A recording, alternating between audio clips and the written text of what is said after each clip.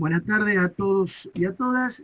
El teórico que vamos a desarrollar hoy tiene que ver con tecnología y cultura, por el cual nosotros en el primer cuatrimestre, en el módulo de taller introductorio, tecnología y diseño, algo habíamos avanzado al respecto, con respecto a cómo el avance cultural y el avance tecnológico tenía que ver mucho con el tipo de lugar que uno habitaba y también la capacidad y el conocimiento en perspectiva de los cuales las culturas iban desarrollando sus propias innovaciones, sus propios inventos, todo para mejorar de alguna manera la situación del hábitat y del lugar en donde se desarrollaba definitivamente su vida. El teórico de hoy intenta tomar un poquitito ese primer concepto que habíamos tenido en el módulo y dar una especie de panorama de cómo la cultura de los primeros tiempos hasta los días de hoy, la tecnología en particular y más en la Rodri, arquitectura en general, pará. ha dado un manifiesto de una situación muy fáctica, es decir, física en definitiva, porque todo lo que uno plantea en la arquitectura se ve como un elemento material inigualable. Entonces, vamos a ver cómo desde las primeras civilizaciones hasta la realidad actual, todos esos avances tecnológicos incorporados a la arquitectura han dado un manifiesto general de tantos particulares o como generales de los distintos desarrollos de los hábitats y fundamentalmente en el lugar en donde los poblados se asentaron definitivamente. Empezando por las culturas preindustriales, es decir, aquella antes de la Gran Revolución, en donde supuestamente la revolución cambia el paradigma de la civilización y hace un cambio muy importante en todo tipo, desde el punto de vista de la mano de obra, desde el punto de vista de los equipos y desde el punto de vista de los materiales. Hasta la revolución industrial, ustedes van a ver que hay un hilo conductor bastante homogéneo, sin poca diferencia con respecto a los avances o innovaciones industriales. Después de la revolución industrial, sí, ya se dispara de alguna manera estas construcciones a alternativas y sistemas que evidencian justamente la evolución cultural de cada uno de los países de la Tierra, en donde el avance del material, el avance de nuevos descubrimientos de métodos para racionalizar la construcción, desde nuevos sistemas constructivos y demás, generan un nuevo concepto de lo que era la construcción con respecto a la preindustria. Veamos cómo andamos con el análisis de lo que puede llegar a ser esta imagen. Fíjense que en el planiferio le vamos a ir mostrando cada tanto el lugar y la ubicación en el tiempo-espacios de cada una de estas intervenciones de los pueblos preindustriales. Le pregunto al curso, ¿qué opinan de esta situación? ¿Qué es lo que ustedes ven? ¿Qué es lo que a ustedes les parece que puede llegar a ser esto? ¿Alguno que intente tirar una palabra? Ahí aparece en Marce de comentario en el chat montaña, pólvora, van diciendo algunas cosas. A ver qué más, Iván, porque me gustaría que... Arena. Bien, tienen conceptos para ver si con respecto a esos conceptos podemos dar una coherencia con respecto a lo que se aprecia en primer momento, ¿no es cierto? Olas, desierto. Desierto, arena, montañas, ¿qué más? Es decir, una serie de datos que tienen que ver más con la geografía que con otra cosa. Ahora, si un elemento geográfico o un lugar geográfico en particular, ¿cómo es el clima en ese lugar? ¿Qué les parece a ustedes?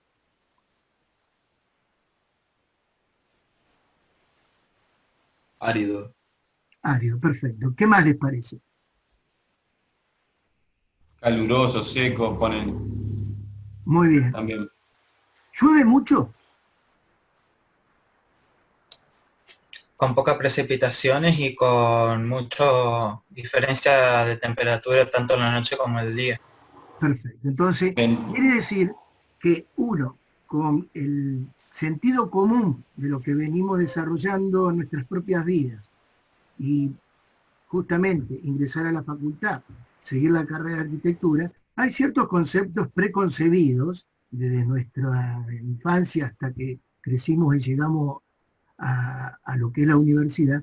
Hay ciertas cosas que son de sentido común y que son lecturas que en algún momento la habremos visto en distintas formas, ¿no es cierto? No específicamente en la arquitectura, pero que nos han dado datos de los cuales de alguna manera nos dan una orientación a descifrar y determinar cuáles son las características, en este caso, de un paisaje en particular, que nos permite decir, claro, es árido, como decía el alumno, es muy caluroso de día, es muy frío de noche, muy pocas precipitaciones. Al ver muy pocas precipitaciones, prácticamente la geografía de ese lugar es prácticamente nula. Quiere decir que la vegetación en un clima tropical es totalmente distinto a este que es desértico. Entonces, de alguna manera, el contexto, la geografía, las condiciones climáticas, todos esos elementos, de alguna manera las culturas lo han tenido en cuenta y es como se han movido en su tiempo para asentarse definitivamente es un área. En este caso estamos hablando de tumbas subterráneas, que lógicamente habla de quizás poblados nómades, es decir, aquellos poblados que en caravana se iban moviendo en distintos lugares del mundo para hacer trueque de su mercancía o para buscar su hábitat definitivo y demás. Y obviamente que en el transcurso de su tiempo, o poblados que a lo mejor se han asentado en estos lugares, han tenido como una forma de venerar a sus difuntos en cuevas subterráneas. También, no solo han sido cuevas subterráneas en su época, sino que los mismos pueblos nómades lo han tomado como un hábitat en su paso. Es decir, se han asentado en estos lugares transitoriamente a medida que iban recorriendo los lugares para hacer su intercambio de mercancías. Esto es en China, como ustedes pueden ver, el mapa le está indicando el sector de donde está ubicado China en el planiferio y el tiempo. Fíjense que esto es antes de Cristo. Primeras civilizaciones presindustriales. Acá también tenemos otro ejemplo de vivienda subterránea, pero quizás un poco más con sentido de urbanización. Fíjense, algo de vegetación hay. Las lluvias son relativas. ¿Y a ustedes les parece por qué pueden ser relativas? Porque si hay vegetación, quiere decir que debe haber un ciclo de lluvias que no deben ser muy intensas, pero lluvias al fin, que humedecen el sector y de alguna manera los árboles, pocos que están en el lugar, crecen. Deben ser muy pocas por el hecho de que han generado patios. Estamos también hablando de una amplitud térmica de día y de noche muy interesante, pero con patios que quizás han logrado generar una especie de microclima debajo del suelo en donde el día no fuera tan fuerte y generara conos de sombra, como ustedes ven acá, como para generar esa convivencia en esos patios. Y quizás los regímenes de lluvia deben de ser menores porque en casi todos los patios hay como una especie de labio perimetral que permite que esa pequeña agua que está circulando por la lluvia no penetre e inunde más de lo que tiene que inundar al patio. Otra forma de convivir con lo que hay, es decir, acá no hay un sistema de control con respecto a las temperaturas distinto que lo que vemos. Es decir, la geografía me abastece de los distintos elementos para yo poder vivir en esos lugares en particular. Acá tienen una vista más cerca de cómo son esos patios mancomunados, lógicamente divididos por un murete, pero patios al fin en donde determinadas horas la penetración del sol es importante, la poca lluvia que puede entrar puede ser un elemento que refresque la zona y de alguna manera construyen su propio hábitat teniendo en cuenta solamente los aspectos de la geografía. Acá no hay ningún otro elemento que no sea propio de la geografía para tratar de protegerse de las condiciones climáticas.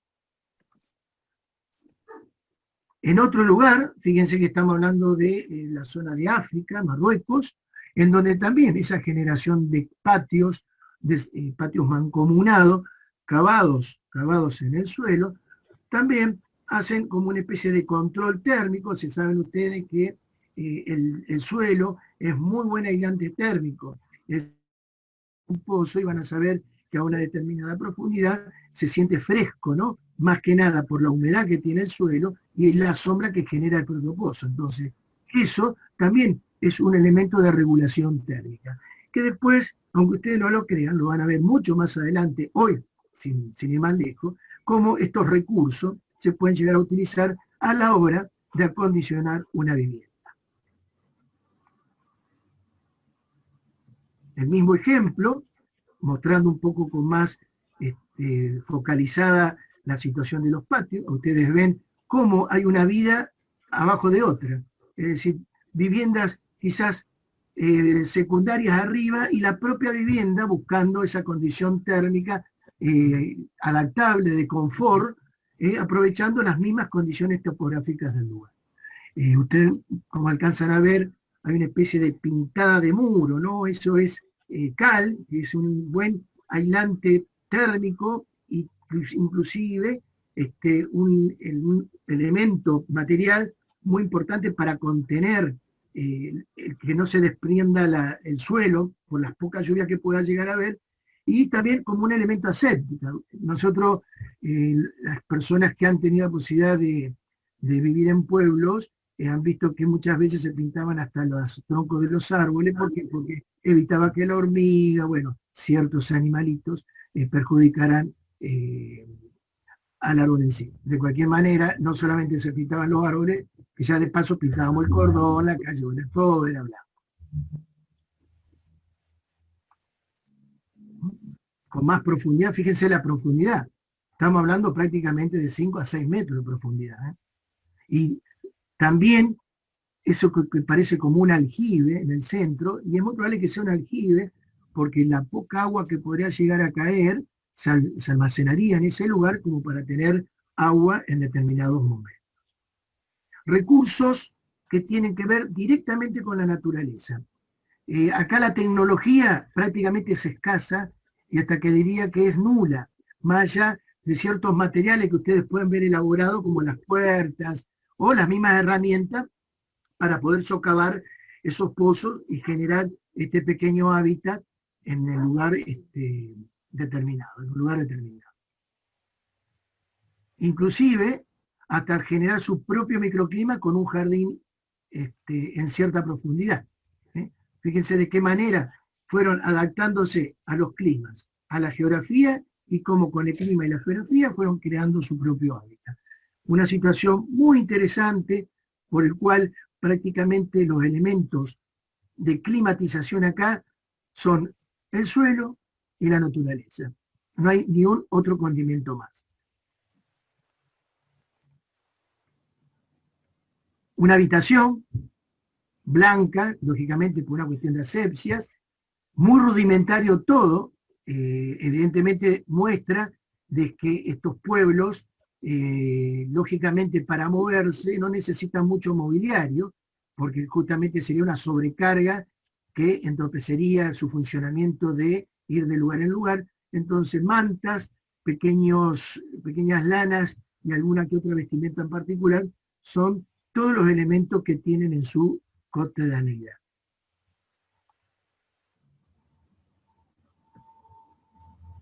Construcción en trilicto, nosotros vamos a ver distintas formas de construir en distintos lugares con distintos materiales. En lo anterior vimos cómo se podía, en un terreno muy desértico, generar pequeños agujeros que sabía que había buena temperatura como para poder subsistir. Otros en montaña tienen otros materiales que le permiten generar otras construcciones. En este caso estamos hablando de lo que es la piedra, el uso de la piedra, particularmente en Perú con los incas, cómo abrir un paso era generar una serie de apilamientos, que eran las piedras grandes, como para poner una piedra principal arriba de todo y generar un paso. Bueno, Esto se le llama trilicto, ¿por qué? Porque hay tres partes. Dos pies derechos que se le llama, uno en cada costado en forma vertical, y una pieza principal que era la que está arriba de todo para generar la sobrecarga y sostener lo que sería el cerramiento posterior de estas viviendas. Fíjense que prácticamente el apilamiento de las piedras no tiene argamasa, es decir, no tiene un mortero en palabra de hoy, y en criollo sería una masa que una todo. Eran pequeñas piedritas muy bien ubicadas, de tal manera que se autoanclen cada una de ellas y sostenerse y generar un muro. Lógicamente que el trilito tenía sus limitaciones. Esa piedra que ustedes ven horizontal sobre los dos pies derechos que le llamamos, son piedras que están totalmente limitadas con respecto a su largo, porque evidentemente con una prueba y error, seguro, han probado distintas longitudes de piedra y hoy es muy probable que esa piedra hasta un determinado largo aguante su propio peso o la sobrecarga que pueda llegar a tener del muro.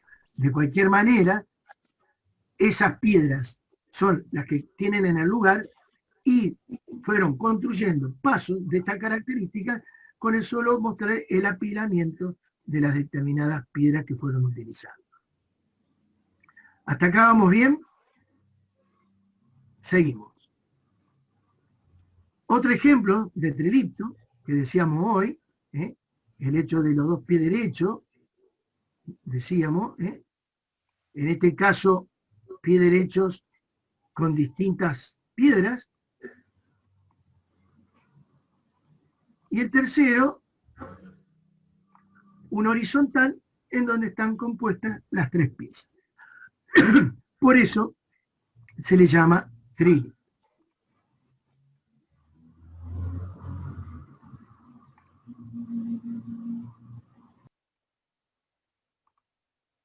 Perdón, vamos a borrar, así pasamos a otra imagen.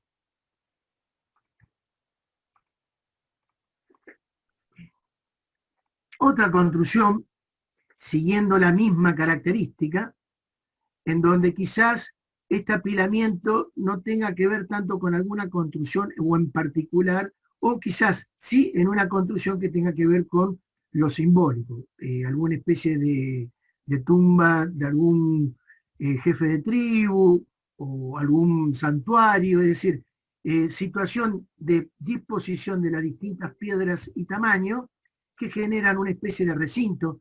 No sabemos si este recinto pudo haber estado cubierto o no. Si estuvo cubierto, evidentemente la cobertura de ese recinto debe haber sido con algún elemento liviano que ha desaparecido con el tiempo y por supuesto ha quedado en pie lo más pesado y lo más perenne.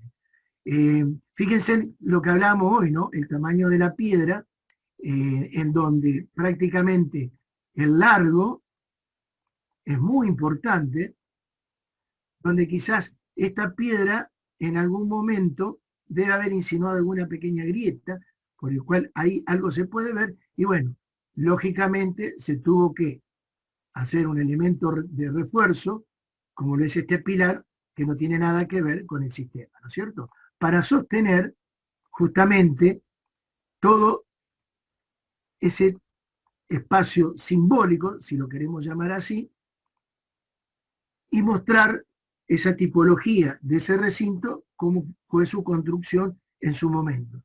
Hay ciertas insinuaciones de tallados de esas esculturas en su momento, como lo pueden ver a la parte derecha inferior, que hay una especie de trabajo en la piedra que indica una cierta esculpida al material como para manifestar alguna expresión artística.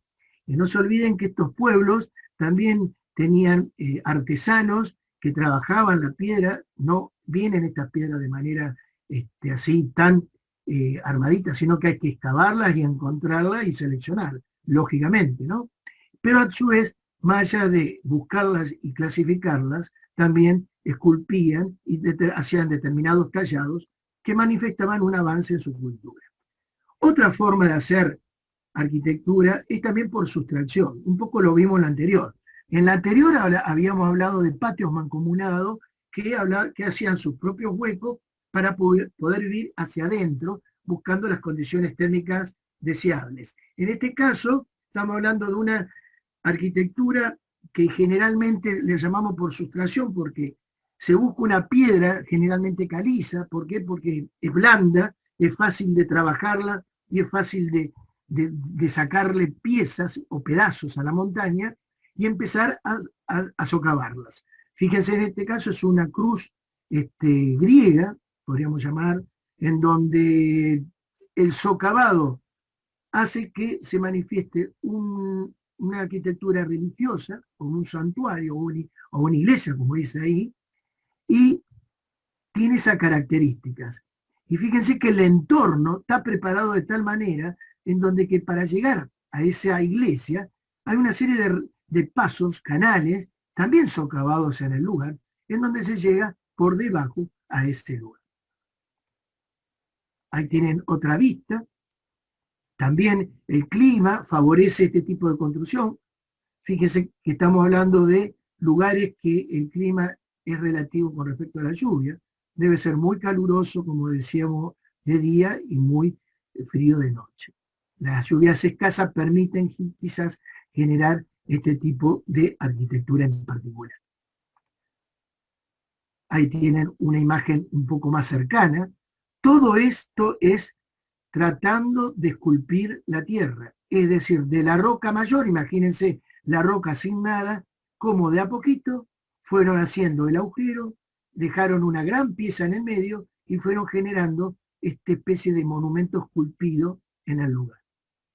Una obra muy antiquísima en el sentido de, por el tiempo, y a su vez por la prolijidad de esos artesanos esculpiendo la piedra, ¿no?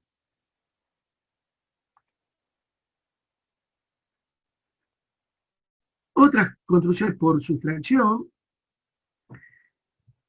como en este caso en el desierto de Sahara, donde había suelos rocosos quizás más salientes, se aprovechaban agujeros que es muy probable que lo hayan hecho pequeñas aves, de los cuales el hombre a lo mejor lo fue agrandando para generar su propio hábitat, pero transitorio. Acá, como dice un poco el título, hablamos de caravanas que iban por el desierto, hacían un descanso quizás de noche, que era el tiempo por el cual ellos podían llegar a manifestar el descanso del día, y con estas pequeñas orificios en el lugar generaban su hábitat momentáneo, transitorio, para seguir al otro día. Todo hecho a mano y pequeñas herramientas. Acá la tecnología todavía no aparece en su explosión como la conocemos ahora. Todo eran herramientas rudimentarias que no que eran malas, sino rudimentarias porque todavía hoy prácticamente esas herramientas nosotros las seguimos utilizando. Esta es una construcción muy antiquísima, muy conocida en el mundo, por la característica de la construcción y la belleza de esa escultura en particular. Fíjense el detalle y el emprolijamiento que tiene esta construcción en Jordania. Se supone, y decían, que era el paso de las caravanas, en donde prácticamente todo este lugar había como una especie de reserva natural de agua, en donde las caravanas hacían sus descansos en particular, y de pronto tenían una especie de santuario para orar. Es una piedra interesante, esculpida. Estamos hablando de construcciones de los cuales fuimos tallando, para que tengan en cuenta. Esto no es que se construyó y se metió dentro de la montaña. Esto se fue esculpiendo la montaña, dándole forma y abriendo huecos para ser habitables. Vamos a ver, creo que hay acá tiene un interior. Fíjense en el interior, cómo se fue esculpiendo cada uno de estos lugares para darle esa característica de espacio recinto cerrado. Una obra maravillosa, estamos hablando de muchos años atrás, ¿no? Ahí tienen otra vista. Como la misma montaña me sirvió de molde para poder esculpirla y hacer una construcción que me sea temporaria para los fines de los cuales fueron construidas. Por supuesto que la piedra en particular, caliza en estos casos, me permitía trabajar este tipo de construcciones. no iban a buscar una piedra que le fuera dura al rechazo de la escultura, obviamente. Calculo yo que por la característica de la tierra, debe haber sido una piedra con ciertos materiales ferrosos, por su color, donde esa mezcla le da esa impronta tan interesante como vemos acá. Ese color rojizo que prácticamente lo hace impactante. Esto es lo que le hablaba, que supuestamente en el socavado había como una especie de acueducto que alimentaba al lugar con un agua obviamente traída de montaña, ¿no? de algún lugar de alguna vertiente. Construcciones que también tienen que ver con la recreación, como en este caso el teatro en Jordania. Todo un esculpido sobre la montaña, en donde se fueron generando grandes gradas naturales, hasta inclusive, que ya lo vamos a ver, las diferencias de estas gradas con la del Coliseo Romano, en donde haciendo pequeños orificios también se socavaba por debajo y hacía una especie de pasadizos por el cual se moverían las personas que lógicamente iban a actuar en ese lugar. Estamos hablando de esta situación.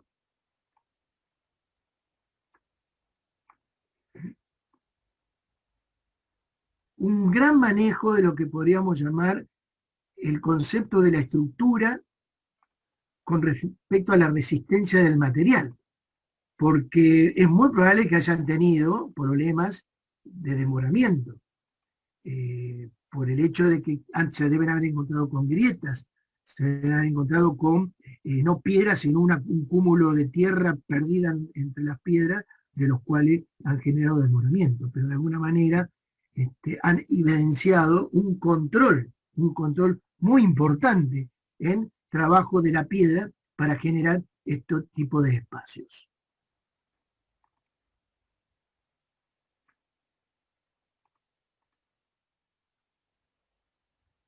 Otro tipo de cueva, fíjense, en otros climas, estamos hablando de la India, en donde la vegetación, acá ya la vegetación, es un elemento que predomina como concepto en el ambiente.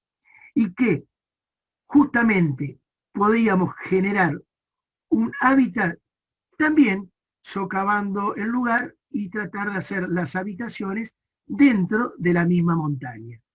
En este caso ya con un paisaje totalmente distinto, pero con un criterio de comunidad muy distinta a los anteriores. Nosotros veíamos que en China, en la India, en África misma, prácticamente las aldeas se movían como células por el cual cada una tenía su lugar y de familia para vivir. En este caso, lo que es muy interesante es la comunidad generada alrededor de ese hemiciclo sobre la montaña, socavado, en donde generaron su propio hábitat, pero de manera comunitaria. Acá son varias las familias que conviven en un mismo lugar en ese sentido. Una situación urbanística, si ustedes lo quieren llamar, o de agrupamiento, de aldea, muy interesante, distintas a las modulares o aisladas de otras culturas. Ahí tienen ustedes un acercamiento de lo que hablamos. Fíjense, esa situación de escalinatas que uno desearía tener a veces en las ciudades cuando puede intervenir, en donde uno pueda generar esos pasos, esas veredas en común, esas escalinatas que va a la casa de un vecino o que pasa por la casa del vecino y va para otra vivienda. Es decir, una especie de mini barrio en donde están todos juntos. Una situación muy interesante de ejemplo de esas culturas. También tenemos esta cultura de santuarios, en donde el socavado, es decir, seguimos hablando de agarro una montaña, elijo la montaña, veo si la montaña me permite esculpirla, y a partir de ahí voy sacando los pedazos y voy generando este tipo de construcción, con mucho detalle de refinamiento en cuanto a la escultura, y con un criterio de estructura, de ver el material y la utilización al máximo de donde me permita a mí hacer un agujero y el espacio que genero no se me rompa. Otra idea de lo que puede llegar a ser este tipo de estructuras por sustracción. Ahí tienen un interior de ese ejemplo. Fíjense el detalle minucioso de cada uno de los trabajos de las columnas con sus capiteles y frisos, generando esa especie de ambulatorio continuo, sin interrupción,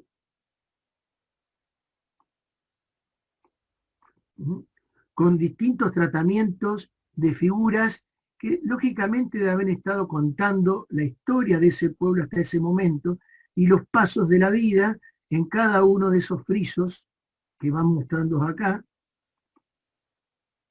No podemos ver en detalle de qué se trata, pero evidencian una historia, un momento, un tiempo en donde ese santuario tiene vida con respecto a su creación. Un lugar de culto, unidireccional, no existen galerías prácticamente a los costados que sean importantes, es un gran espacio, pero bueno, trabajado de esta manera, y fíjense en esta especie de cúpulas que no son cúpulas en el concepto de la construcción, porque en realidad la construcción de una cúpula se construye primero y sostiene después. En este caso la cúpula la hicimos de adentro para afuera. Una situación muy interesante de construcción, pero con esa característica espacial muy en particular. Borramos. Lógicamente que todos esa ambientación, esos toques de color e iluminación son muy contemporáneos, ¿no?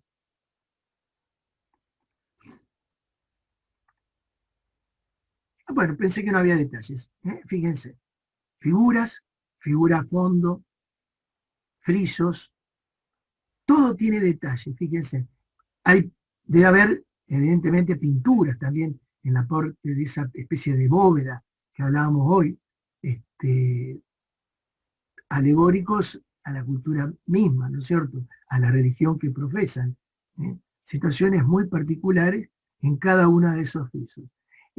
Permite que esta arquitectura no se pueda llegar a ver en todo su esplendor, más allá que si el espacio es único, sí que cada una de las partes, evidentemente, hay un mensaje, hay una especie de información, de los cuales uno trata de descubrir.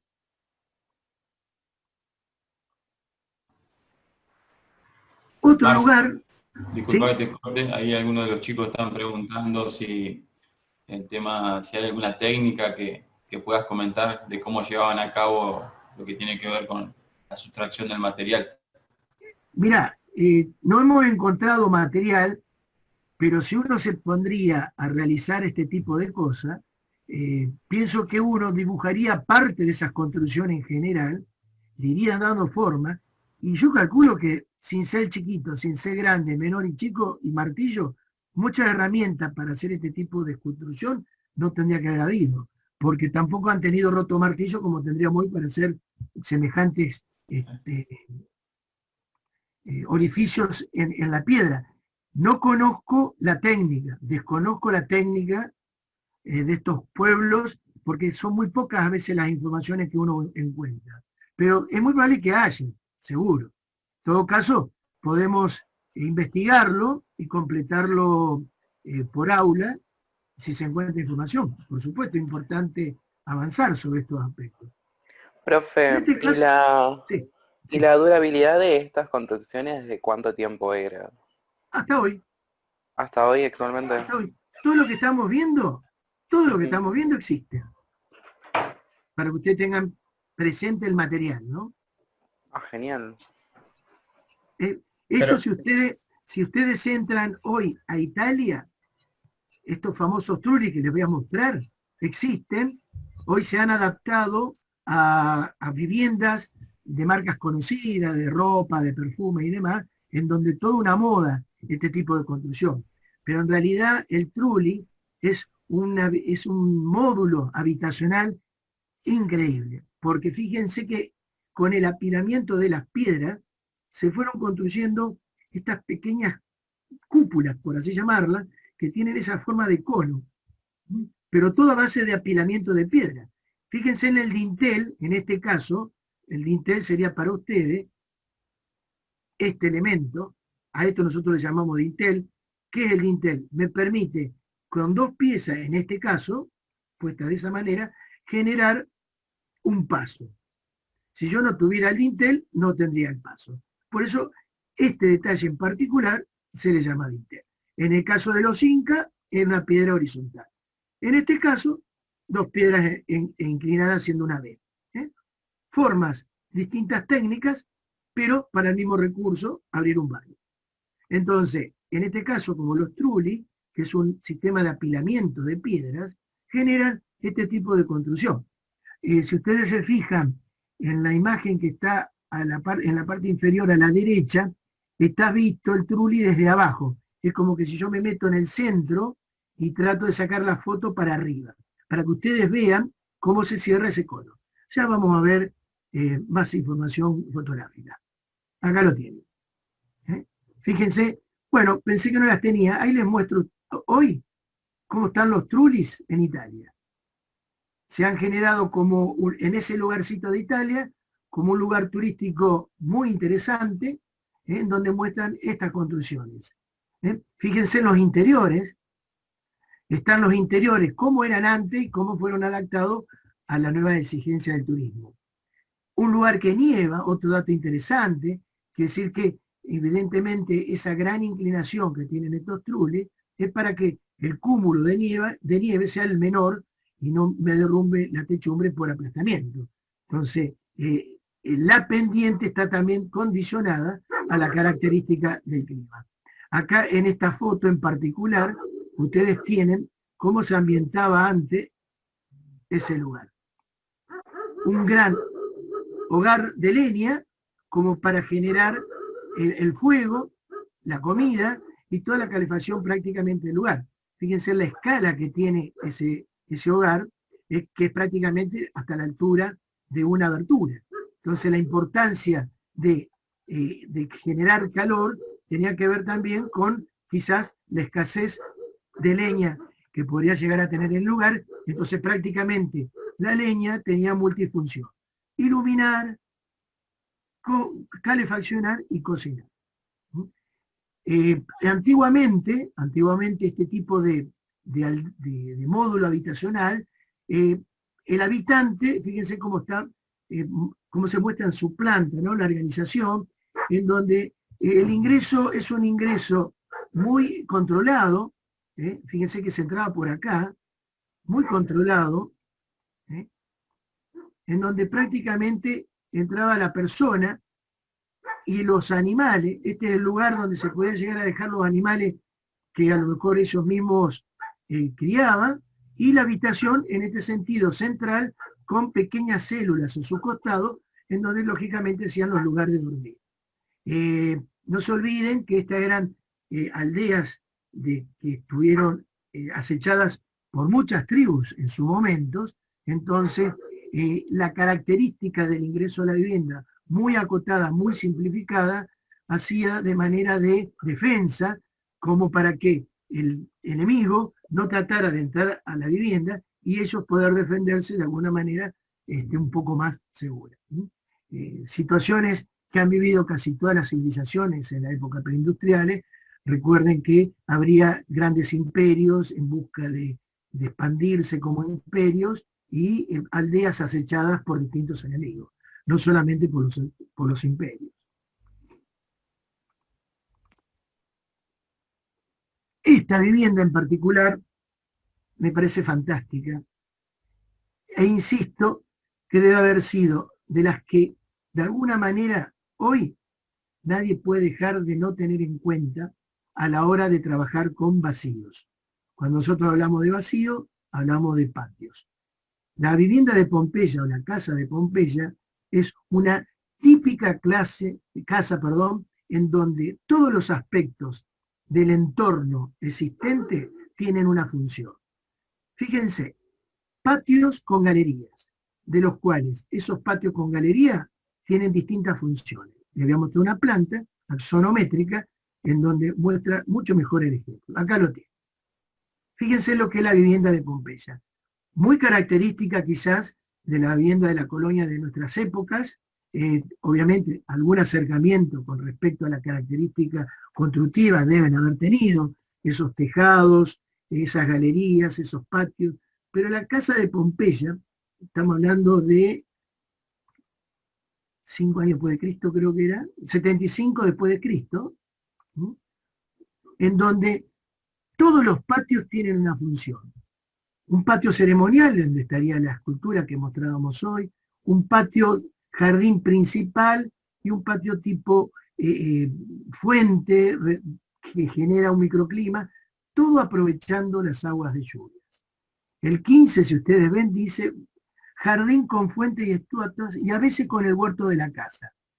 Todo alrededor de la columnata cubierta. El 15 también dice, perdón, el 13 era ese. El 15, impluvium. El impluvium, pila para recoger el agua de lluvia en el centro del atrio. Pila para recoger el agua de lluvia en el centro del atrio.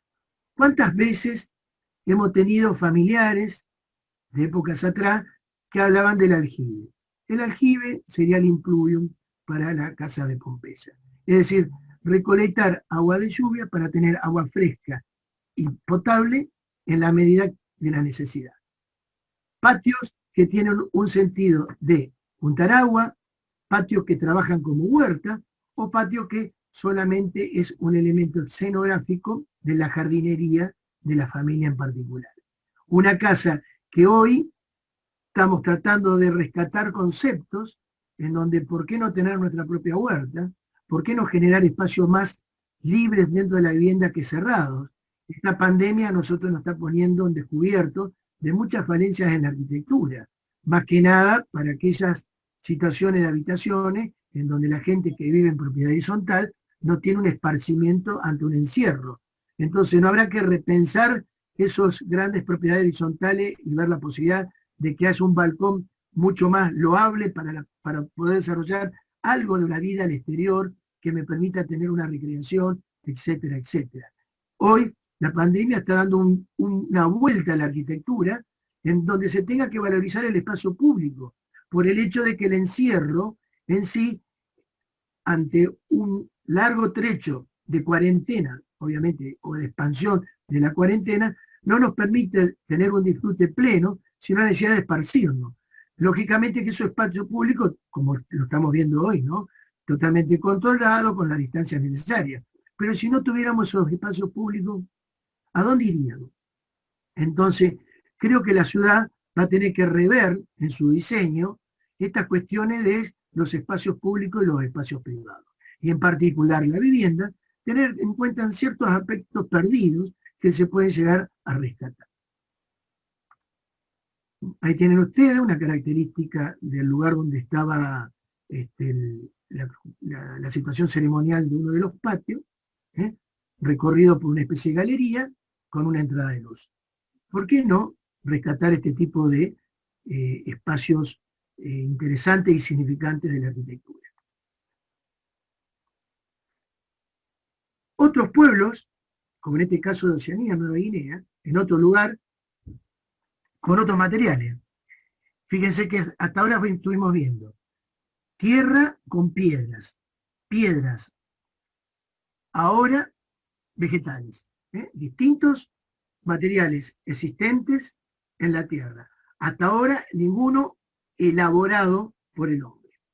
Vegetales que lógicamente lo deben encontrar en la propia geografía donde viven estas personas, en donde por la apariencia de esos palos estamos hablando de árboles largos y finitos, de los cuales son muy fibrosos en su composición. Estamos hablando de que si son muy fibrosos, tienen mucho contenido de agua, que me permite manipular ese vegetal. Y fíjense la construcción, ¿no? Bueno, en este caso es el famoso patriarcado, por lo que veo acá, porque es el club de hombres. Acá obviamente no hay mujeres, pero con perdón de las mujeres es simplemente para calificar la construcción, nada más. Pero bueno, es el club de hombres que tiene esta característica.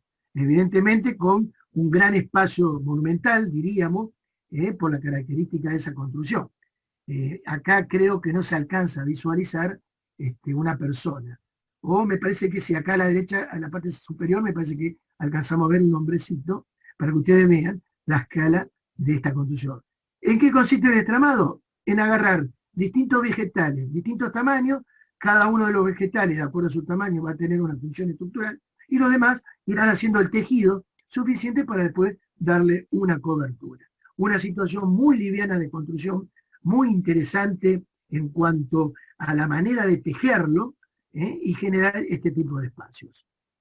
Acá tienen otra forma, fíjense cómo esos haces de vegetales, en un conjunto a lo mejor de 10, hacen una especie de gran columna, atadas, y esa columna a través de una extensión del mismo, hacen que se junten y me van generando esa pequeña situación llamado arco, en todo caso, una construcción de arco muy interesante. De vegetal. Perdón, ¿sí? Hay una consulta ahí en el chat que dice ¿sí? qué tipo de vegetales son. Yo no sé si serán alguna caña tipo bambú, alguna cosa de esa, para tener la elasticidad. La verdad que el material no lo tengo acá calificado. Lo anterior parecía bambú. Es parecido a ese tipo de material por el hecho de que la gran posibilidad flexible que tiene esa caña, ¿no? Y no se olvide... Sí, hermano. Y las variaciones de grosores de cada tronco, si uno se ponía a ver, porque al perfilado más, a la parte más fina del techo, donde se ponían después las hojas para hacer el techado, lo más probable eran mucho más finas que los troncos principales. Exactamente. Y lógicamente que estas cañas en un estado verde, ¿no? Para poder en este manejar. caso parecen palmeras por la punta de hoja, creo las que pelaron. había, no sé si había, yo no sé si son palmeras o son cañas con alguna vegetación al final, porque todas están atadas formando columnas, ¿ves? Esas palmeras no creo que la hayan plantado para darle esa forma. Evidentemente son ataduras de varias cañas, ¿no? O de varios vegetales. Podemos averiguar. Pero que es un vegetal, es un vegetal. Acá tienen un acercamiento un poco más puntual de cómo vienen armando esos arcos. Fíjense que ya estuvimos hablando de trilito, 2 pies derecho y 1 horizontal. Estuvimos hablando de arcos, este es uno, cómo se genera un arco vegetal. Es decir, esa forma en particular en donde prácticamente el esfuerzo característico del arco es la compresión. Todo esto está armado de esta manera, ¿para qué? Para que en el día de mañana, más allá del tipo de techo que le pongamos, le estoy mostrando el sentido de las cargas, ¿no? El sentido de las cargas, que van a venir lógicamente de toda la construcción de este elemento, van a ir llegando a cada una de estas fibras que componen el mazo de columna y van a descargar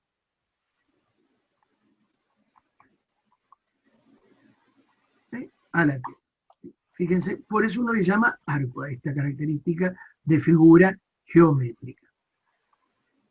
En el caso del trilito, no es un arco, sino que son 2 piezas derechas que por un elemento horizontal, en ese caso trabajaría como las 3 partes. Ese elemento horizontal, si bien está conformado por una piedra en su momento, prácticamente el soporte que sostiene todo el conjunto de muro que tenía arriba, esa pieza en parte trabaja la flexión y en parte trabaja la compresión, si bien la forma del material es monolítico, es decir, es piedra. Hasta un determinado esfuerzo, hasta un determinado peso de carga que se rompe. Evidentemente, cuando uno hace ese dintel, hoy lo hace para que no se rompa. Por eso utilizamos una pieza que sí trabaje a la flexión, o absorba por lo menos el esfuerzo de flexión. Otros vegetales, fíjense en lo interesante de cada cultura, porque de pronto cada uno le da una impronta particular de sus tradiciones. En este caso, en África, las ramas no solamente son utilizadas como un elemento para generar ese pequeño iglú de vegetales, sino también se lo decora, se le da cierta significación. Y eso es lo importante de la arquitectura, que la arquitectura no solamente es construcción, también es estético en la situación. ¿Por qué? Porque manifiesta un determinado momento de la vida de las personas o de las culturas que les toca, y manifiestan ciertas expresiones que tienen que ver con sus creencias, ya sea por creencias tradicionales, por costumbres, por usos, o a veces religiosas como el budismo. Bueno, el mismo criterio, entrelazar vegetales para ir generando una estructura principal y después darle su propio cerramiento. Un poquito ya de construcciones más avanzadas, ya en Inglaterra, ya estamos hablando de ahora sí, de ciertas culturas en donde la elaboración del material tiene una cierta tecnología en su estudio y una manufactura tal que empieza a generarme nuevas formas de poder resolverlo ante una construcción. Cuando uno habla de entramado, más allá de que son construcciones muy contemporáneas, por lo que le estamos mostrando, estamos hablando de esta versión del uso del material en dos direcciones. Es decir, el entramado es una especie de tejido que practica prácticamente un material en distintas direcciones, de lo cual me genera como una especie de tejido, si lo queremos ver así, que me permite a mí generar y cubrir un espacio. Parte del entramado tiene una estructura principal, que es lo que me sostiene fundamentalmente el espacio que fue diseñado, y toda una serie de entramados que tiene que ver con el cerramiento secundario para después tener la cobertura final. El entramado, en este caso, combinado, muestra las estructuras principales con las estructuras secundarias. Estas piezas, que a veces tienen esas formas medias curvas, a veces permiten que la madera que se utilice sea una madera relativamente blanda, pero que sea firme, por el hecho de que tiene que mantenerse para generar cierta cobertura, y me permite tener un techo para este tipo de espacios de grandes dimensiones. En una vivienda, fíjense que prácticamente toda la vivienda tiene la característica de armarse como un gran esqueleto, con elementos principales y elementos secundarios, los cuales van generando las distintas partes de la estructura de la vivienda para desarrollar no tanto las paredes, sino también la cobertura del techo. Estructuras principales, estructuras secundarias, parte de la característica de los entramados. Acá vemos un ejemplo de una construcción también con esa característica de madera utilizada de distintas versiones, como columnas, en donde se ha hecho un gran manojo de distintas piezas sunchadas para sostenerlas, y que en su conjunto es una columna. Y así, con este criterio, gran parte de la obra de esta mina de carbón. Fíjense las características arquitectónicas de la mina, la utilización del material para generar ese socavado y permitir que no se me desmorone la montaña, para ir sustrayendo el carbón, que es el mineral que estoy tratando de sacar. Entonces, fíjense que toda esta estructura está preparada para sostener parte de la montaña, por el cual estoy sacando el mineral, y poder tener el movimiento de las distintas personas a medida que se va sustrayendo el carbón. Es una obra que prácticamente nosotros pusimos el hall de Colón para que ustedes vean la inmensidad de la escala de esa construcción. Como la construcción con vegetales, en este caso o maderas, con otra construcción mucho más contemporánea, con otro tipo de material, en este caso la mampostería o el hormigón armado, llegado el momento de la estructura. Entonces, dos materiales totalmente utilizados de distintas maneras, pero el concepto de generar ese gran espacio interior. En realidad este ejemplo es una belleza de construcción artesanal magnífica, porque el material, en su mayoría la madera, está utilizada en distintas disposiciones para generar ese tipo de soporte a esa gran estructura. Muy interesante construcción de madera.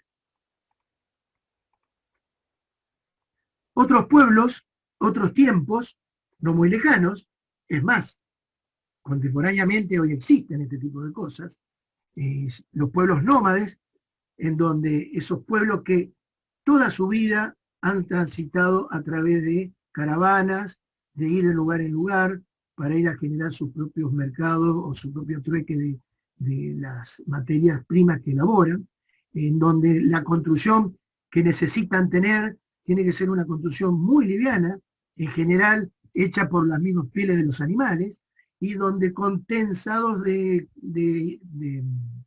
sogas y algunos puntales básicos y esenciales de madera, logran este tipo de habitaciones modulares en donde generan un gran espacio único donde convive la familia en el momento de acampar. Una situación muy interesante de cuestiones transitorias, de viviendas transitorias, de los cuales esto ha servido de ejemplo para muchas cosas. Los circos es un ejemplo de cómo también el circo en determinado momento arma su carpa con otros materiales mucho más sofisticados quizás, pero con otra función obviamente, pero el criterio es el mismo, se arma y se desarma en los distintos lugares que lo quisiera armar. Y bueno, es una construcción muy básica, se plantan cada uno de los horcones, que le llamamos por tener esa formita de horqueta al final, se clavan y se ponen algunos largueros para mantener la habitación, para mantener la forma de la habitación, y después a través de una gran piel hacen la cobertura y lo tensan, para que realmente esa cobertura no se huele y a su vez tenga la forma que justamente fue construida, ¿cierto? Fíjense que es una estructura muy simple, la de las carpas o de las estructuras tensadas, para generar otro espacio, con otra característica. Bueno, acá tienen un poquito un ejemplo más desarrollado, para que ustedes vean los procesos y cómo en la habitación, en donde es única, en un gran espacio central, están las distintas partes de cómo se dividen esas habitaciones.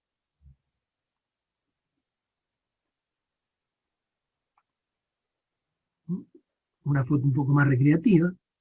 Como decíamos hoy, todo lo que ellos llevan es liviano y esencial, no hay elementos de más. Las coberturas con tejidos o pieles de animales, algunas que otras telas y grandes capas, y con eso prácticamente ellos viajan y construyen sus propios hábitats transitorios. Otra manera de generar un espacio para vivir. Los sampanes, característico de China, uno de los lugares característicos de China, vivir en las canoas. Es decir, vivo en la canoa y vivo en el lugar que justamente me da de producir, que es la pesca. Entonces, no solamente es un elemento de movilidad y de producción, sino también que es un elemento de vivir. Y no solamente vivo en un sampán, sino que vivo en una comunidad de sampanes. Y hay sampanes mucho más importantes que el otro. Entonces, en uno quizás viven varias familias, en otro viven 2 o 3 personas, bueno, es decir, la escala lo va dando el tamaño del sampán. Pero en definitiva, es otra manera de agruparse, otra manera de convivir y mancomunadamente. Fíjense que cada uno de los sampanes, en algún determinado momento, es paso de cada una de las personas que viven de vecino. Es otra forma de vivir, otra forma de adaptarse al medio. El agua no es un problema para ellos, porque es la producción, entonces conviven con la producción y conviven con la habitación. No es un problema vivir en el agua. Bueno, son formas de culturas adaptables a los distintos medios que les toca vivir. En estos casos, las civilizaciones son prácticas en el sentido de vivir. Vivo en el lugar que sé que me da de comer. Más contemporáneo, más real, esto es actual. Holanda es un país que vive bajo el nivel del mar, perdón, y tiene, pero tiene mucho más en claro el uso del agua que nosotros. Prácticamente todos sus canales, aparte de tener circulación de embarcaciones, es la circulación del mercado flotante. Por ahí recorren todos, las personas que venden fruta, las personas que se van de un lugar al otro, las personas que venden flores, algunos de paseo. Es decir, el agua es un medio de comunicación. Hoy al santafesino le cuesta creer que el agua también para nosotros es un medio de comunicación, es un medio para vivir también, con una naturaleza que no es propia. Pero bueno, en algún momento vamos a despertar. Otros territorios, fíjense, los Buros, estamos hablando en el lago Titicaca, 3.500 metros de altura, un lago natural que divide dos pueblos, entre Perú y Bolivia, y fíjense que hay un pueblo que vive en el lago. ¿Cómo viven en el lago? Con un vegetal. ¿Cómo se llama el vegetal? Totora. Es una especie de paja que tiene aire adentro, tiene una característica muy interesante de ser un material flotante. Entonces, de alguna manera, ¿qué han hecho estos pueblos? Han desarrollado la artesanía de la totora, es decir, el manejo de esta caña, de esta paja, le han dado un sustento tal que hicieron. El propio piso del pueblo es lo que sostiene la totora sostiene todo el piso del pueblo, y a su vez las viviendas están hechas del mismo material. Las canoas están hechas del mismo material. El sombrero es contemporáneo, por supuesto. Pero fíjense que todo está hecho con la totora. Un único material para distintas posibilidades de uso. Muy interesante por el hecho de que no hay un recurso tecnológico sofisticado, no. Es un material que entretejido, desarrollado de una manera minuciosa y demás, me da todas estas características de las que ustedes están viendo en la fotografía. No sé si hay una en donde muestran el proceso, a ver. No. Bueno, para que ustedes vean cómo un material me genera todo este tipo de soluciones alternativas. Otros pueblos, en este caso estamos hablando de un techo, que evidentemente en el lugar de los hombres van a estar las columnas, pero techo al fin, que tiene una característica muy particular. Fíjense que en la línea de la cronología, estamos hablando siglo XV, siglo XX, o sea, no muy lejos, quizás muy actual todavía, en donde ese techo, por la manufactura que genera desarrollarlo y tejerlo, es muy importante. Entonces, evidentemente, ante una mudanza, lo que rescatamos es el techo para poder reubicarlo en otro lugar. Un material liviano que me permite llevarlo de lado a lado. Lógicamente, cuando ese material ya no es para quizás una habitación en particular, sino que tiene que ver con una construcción mucho más importante, permite que también ese techo sea trasladado. Fíjense la cantidad de patitas que ustedes ven en la cobertura para llevar esa cubierta. Muy importante debe ser esa cubierta, debe ser del jefe de la tribu, lógicamente, para que se la lleve entera y no se desarme. Una persona que lo guíe y la pregunta que le hago al curso. ¿Ustedes me pueden decir cómo es el clima en este lugar? Monzónico. Puede ser caluroso. Caluroso, han dicho monzónico. Sí, ¿Qué más? porque no Tropical. notan árboles así. Húmedo, capaz. Húmedo. La humedad que trae, Mucha vegetación, mucha lluvia. aparte, mucha lluvia. ¿Ustedes piensan que ese techo está inclinado a propósito o será para que ese techo vegetal no acumule el agua, que el agua es un problema de un vegetal que ya está cortado, que se pudra, ¿no es cierto? Como la paja auténtica que nosotros tenemos en nuestra zona. Entonces el escurrimiento del agua es fundamental.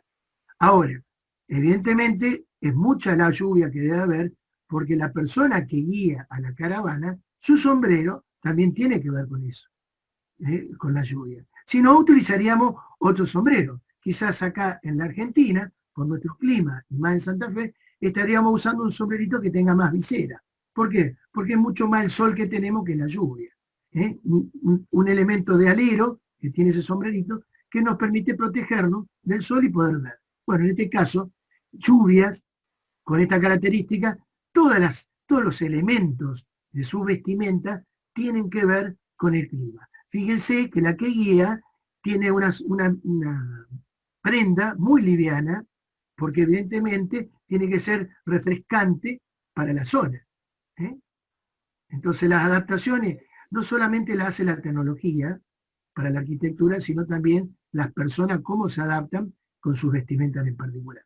Otro tipo de arquitectura, que en realidad uno quizás la llama arquitectura funeraria o monumental, sino es para darle una escala dentro de la arquitectura que tiene que ver más con el arte que con la cuestión de la habitación, porque en definitiva esta gran escultura es solamente para generar un pequeño espacio en donde está el faraón y se ha venerado con este tipo de escultura.